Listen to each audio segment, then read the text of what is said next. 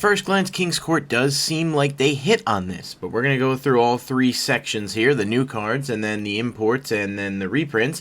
And obviously we don't know yet whether or not collector rare, like what's going to be collector rare and what's not, but there's a lot of stuff in here that has potential to really hold value long term, assuming it does get the collector rare treatment. So I'm very optimistic that this could end up being a significant hit. So again, this is King's Court. This is the we're going to start off with the imports, and then we're going to go ahead and work from there. Again, this is a TCG exclusive set that does not have any OCG like input behind it, if you will. So it's not like Ancient Guardians where it's basically constructed by the OCG and the TCG just has to, you know, pick and choose. This is akin to Toon Chaos and should hopefully reflect that. Let's take a look at the new cards though and see what's going on. So first one seems to be the big monster, the ace monster, Arcana Triumph Joker. If this card is in your hand or graveyard, you can send one Queen's Knight, King's Knight, and Jack's Knight from your hand and or face up monster zone to the graveyard.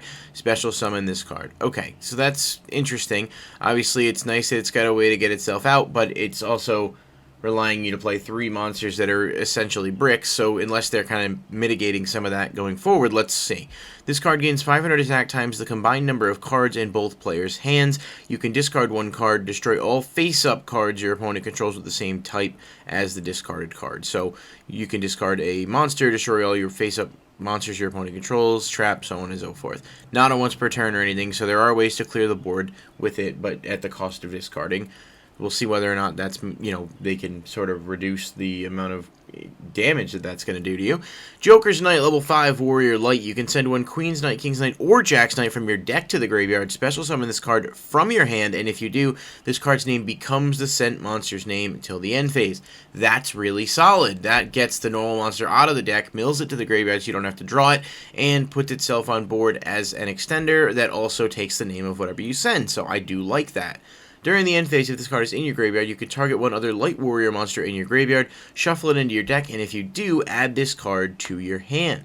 Really solid effect. I actually like this quite a bit. It seems like there's ways to, I'm sure there's other Light Warriors you can shuffle back in that might have some synergy with this, so it's, you know, neat on multiple fronts. But basically, you mill your, you know, Queen's Knight, you special this, and then you normal summon King's Knight, and that allows you to special Jack's Knight. So it's solid. I don't love that it does, you know, the deck as a whole seems like it's going to be reliant on resolving that normal summon still, but we're only getting started with the cards that are in here, so let's see whether or not that changes. Imperial Bower, or Bower, I don't know, I can't really see the picture all that well, and there's no large scale size yet for it. If you control no other monsters, you contribute this card, take 2 different monsters from your deck among Kings, Queens, and Jack's Knight, either add them to your hand or special summon them. You can only use effective Imperial Bower once per turn. So, level 4 Light Warrior, searchable by Rhoda. It's essentially a Rescue Rabbit, but exclusively for the Knight monsters that are normals. It seems solid. I don't love that it can that can be the only monster you control. Obviously, it's a little bit restrictive, but at least, you know, something that puts 2 monsters on the board from the deck is never going to be terrible, and it doesn't have any drawbacks or any additional conditions placed on it, so it could be worse. Joker's Straight is a spell. Discard 1 card, special summon 1 Queen's Knight from your deck. Then add 1 King's Knight or Jack's Knight from your deck to your hand. Then, immediately after doing that, you can normal summon 1 monster. You cannot special summon monsters from the extra deck for the rest of the turn, except Light Warrior monsters. So essentially, you're getting Queen's Knight, and then you're normal summoning King's Knight basically directly from the deck to resolve its effect.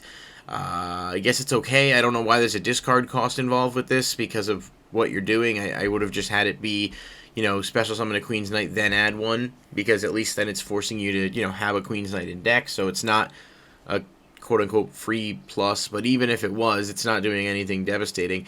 During the end phase, if this card is in your graveyard, you can target 1 Light Warrior in your graveyard, shuffle it into the deck, and if you do, add this card to your hand. So at least there's some resource recursion going on there. Face card Fusion.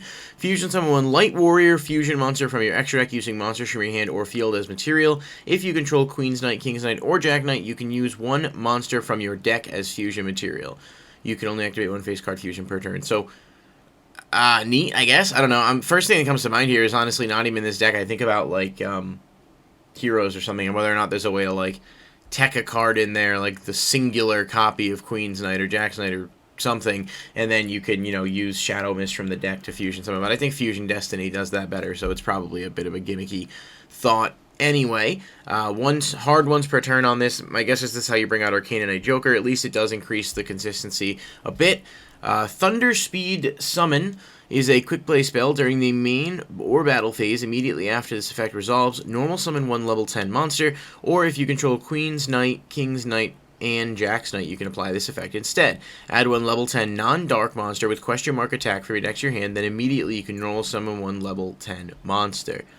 So, non-dark means it can search Triumph. I believe it can also search Wing Dragon and Ra, if I'm reading the wording on that correctly, because it's a non-dark monster that has question mark attack points. So, I guess technically you could use it with Ra. I'd have to double check how that would fall under it, but it seems like something you could do. I don't know if that's a good play or not, but obviously you're not going to play these guys specifically for the sake of getting access to Ra, but generic additional normal summon for a level 10 could be neat. I don't know what level some of the Flunderies are, but that's the first thing that comes to mind about it being a decent card. Joker's Wild is a trap during the main or battle phase. Send one spell from your deck to the graveyard that specifically lists the Night monsters. This card's effect becomes that spell's effect when that card is activated. During the end phase, if this card is in your graveyard, you can target one Light Warrior in your grave, shuffle into the deck if you do add this card to your hand. So it recurs itself, you mill a spell, this takes the effect of that spell. It's not terrible, it's just kind of, none of these spells are going to be that powerful where you're going to want to do that all that often, but I suppose in certain circumstances it might be okay. Being a trap makes it slow, but it also allows you to be a little bit more reactive, so you weigh the pros with the cons, I guess. Court of Cards. If you control no monsters or only control King's Queen and or Jack's Knight, you can special summon one Queen's Knight, King's Knight, or Jack's Knight from your hand or graveyard. You can banish up to one of each Queen's, King, and or Jack's Knight from your hand and or graveyard. Draw the same number of cards you banish. So this is a continuous trap with a hard once per turn on the effect, meaning you can only use one of the two. This is actually not bad, though. Banished Queens, Kings, and Jack can give you, draw 3 cards. Not terrible, considering the ways to get in the graveyard. It definitely seems decent, and it also, revival from hand or grave isn't the worst thing, depending on how you play this out, and the draw power is definitely going to be something the deck's probably going to need, so I suppose it's okay. That looks like it wraps it up for the new Night cards. Overall, I can't say I'm super impressed. Like, they're cool looking, they're definitely going to be neat to collect, and I don't think they are going to negatively impact the value of the set, because we ultimately, in Toon Chaos, had Toons. Toons were not super playable either, although they're more playable than this stuff, I think, and the set still did really well because of what they were. So it's cool, I think people will like it. This one I'm pretty hyped about, though. I happened to read this one before the video. Magnet Induction, normal spell. If you control a Magnet Warrior monster whose level is 4 or lower, special summon one level 4 or lower Magnet Warrior monster from your deck with a different name from the cards you control. Also, for the rest of the turn, Magnet Warrior and Magno Warrior monsters you control cannot be destroyed by battle or your opponent's card effects. This is really solid. You tutor out is basically an E-Telly that gets you a Magnet Warrior from the deck, and then also adds a layer of protection on your Magnet Warriors. I think this card is potentially decent, depending on what people come up with, but I've always thought Magnet Warriors need more support, so it's a move in the right direction. A couple left here. Xyz Hyper Cannon.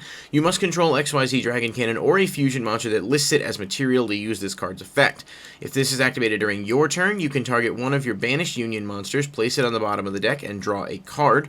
Or, your opponent's turn, you can discard any number of cards, then target the same number of cards your opponent controls, destroy them. So basically, it looks like it's replicating XYZ Dragon Cannon's effect. I think if you're going to go through the trouble of putting XYZ Dragon Cannon out, this card is going to be kind of a moot point. I don't think it's all that great at all. Way too specific on the materials that you need to control. I would have liked to see support for Unions, but it doesn't do anything for anyone as far as I can see. 2 more. Golden Eyes Idol. This is kind of cool looking. I believe this is new. I'm not 100% sure, but it looks like, based on the way they have this laid out, that it might be. If I'm wrong, sue me. I apologize on that, but we'll get to the imports shortly. Golden Eyes Idol. Once per turn, quick effect. You can activate this effect. Look at your opponent's hand. Also, this card's name becomes Thousand Eyes Idol until the end phase. If this card is banished or sent to the graveyard by card effect, you can target one effect monster your opponent controls. Equip that effect monster to one Eyes Restrict or Relinquish monster you control that cannot be normal summon. While this card is equipped by that effect, that monster gains attack equal to the attack of the equipped monster. So basically, you look at your opponent's hand. That's neat, I guess. And then this card becomes Thousand Eyes Idol. Once this card is banished or sent to the grave, you can basically quick effect, or trigger effect, take an opponent's monster and equip it to a Relinquish or an Eyes Restrict monster you control. It's cute, I just don't think it's that great. And then Zolga the Prophet, I'm guessing this is the last new one. Again, I may be wrong on these being new, but whatever, they're still going to be new to us in terms of covering them. If you control an Earth Fairy monster except Zolga the Prophet, you can special summon this card from your hand, then look at up to 5 cards from the top of each player's deck. It's neat, I guess. It plays into the whole thing of Ishizu being able to predict stuff. When a monster that was normal summoned or set by tributing this card declares an attack, you can banish this card from your graveyard, destroy that monster, and if you do, inflict 2,000 damage to your opponent. It's not going to be that great with the exception of that first effect being a solid extender. There are some new Earth Fairy cards that are coming out, so I do think it's something worth looking at, and overall does seem like a potentially decent extender for an Earth Fairy deck. That is going to do it for the first set of reviews here. These are all the new cards. We'll take a look at the imports next. As you can see by the spoilers, we've got one huge one coming up and then some other solid ones as well. Be back with another video shortly. Let me know what you guys think about the new cards. You think they're going to make any kind of a splash? You think they're going to actively help or hurt King's Court as a whole? And if you did enjoy the video, please like and subscribe for more, and I'll see you in the next video.